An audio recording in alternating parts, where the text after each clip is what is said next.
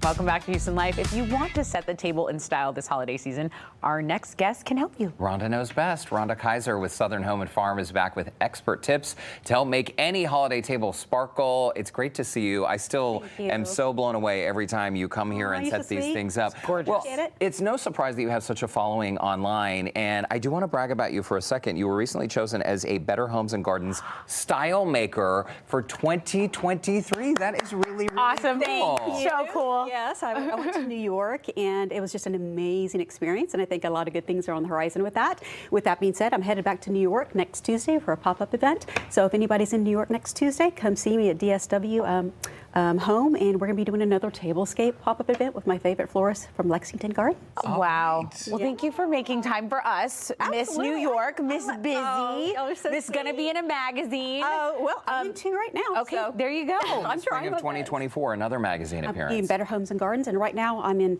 the Christmas edition of Flea Market Decor and American Farmhouse Style. Oh Okay, my gosh. look at these pictures. This is, you live here?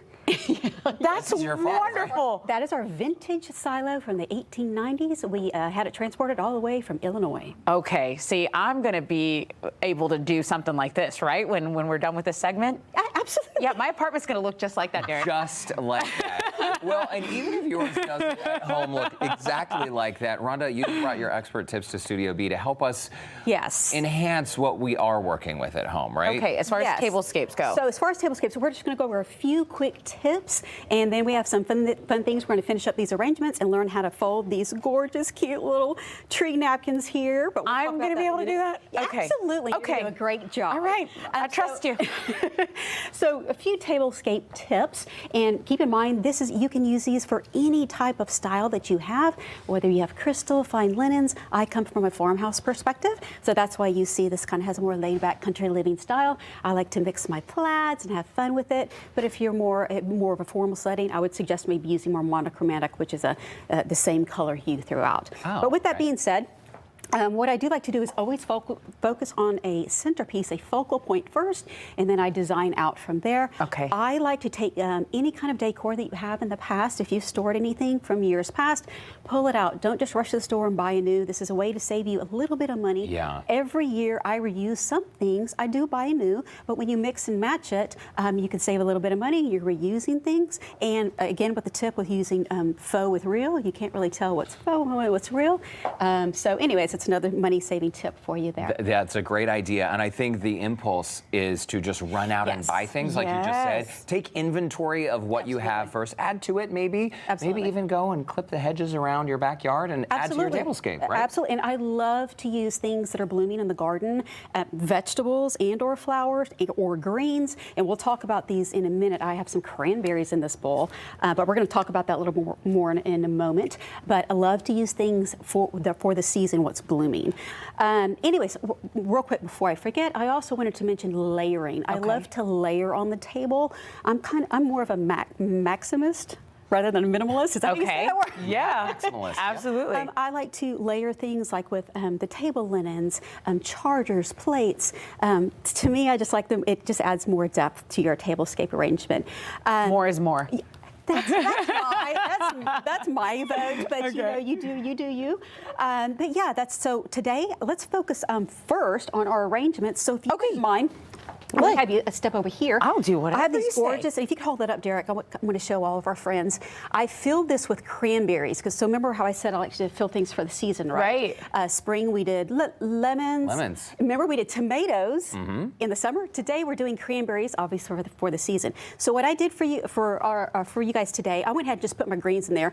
I put the cranberries in first, filled it with water. Do note, cranberries float, so you'll have to really pack it in there. Okay. But you can set that down. Okay. And I just went ahead and popped the greens in for y'all. Okay. But I want y'all to create the actual arrangement. She wants me to help with the we're going table. to have some fun here. So I'm going to give y'all some fresh hydrangeas. Okay. And some red roses. And some red roses. Gorgeous. And my thought process, so I would say I'm also a former florist. Thank you. And so I actually like to do things kind of in odd numbers. You have I believe three hydrangeas here. Okay. I like to do it more in a triangulated fashion. Okay, So triangle. yeah, you just pop it in, you have fun. This way? this isn't, you're not getting a grade on this. We want to enjoy what we're doing. Have And we're fun. starting, Rhonda, with this base of greens. So you have And I some just tucked branches. I just tucked in some pines and the little berries, some seeded eucalyptus. I love this. This is my favorite greenery. It's real drippy and flowy, and I always like to incorporate that into my arrangements. Beautiful job, perfection, perfection. How long will this last? Like, when should we start with something like this? I do mine the day before an event, Okay, but it will okay. last for several days, and obviously change out the water. as It you go. smells amazing with the pine, I by know, the way. right? It's Yes. wonderful. Okay, so I'm trying to do the triangle You know what? method. And for the, I think how many roses do we have? 5. 5 roses. So you can do a line and then maybe pop one over here, one Okay. over here, whatever Okay. you like. You're having fun with it, and that's the most important thing. And just finding any open space. Also, I Yes. think, Rhonda, a lot of Yeah. people, when they buy fresh flowers, they're Yes. almost afraid to cut them down to a shorter length. Because if you're buying a long stem, you think, oh, I just want to put them all in the water. You say don't be afraid to really Oh, absolutely cut it not. down, Now, right? let me give you one tip about roses as well. I'll Yeah. give you 2 tips about roses. Okay.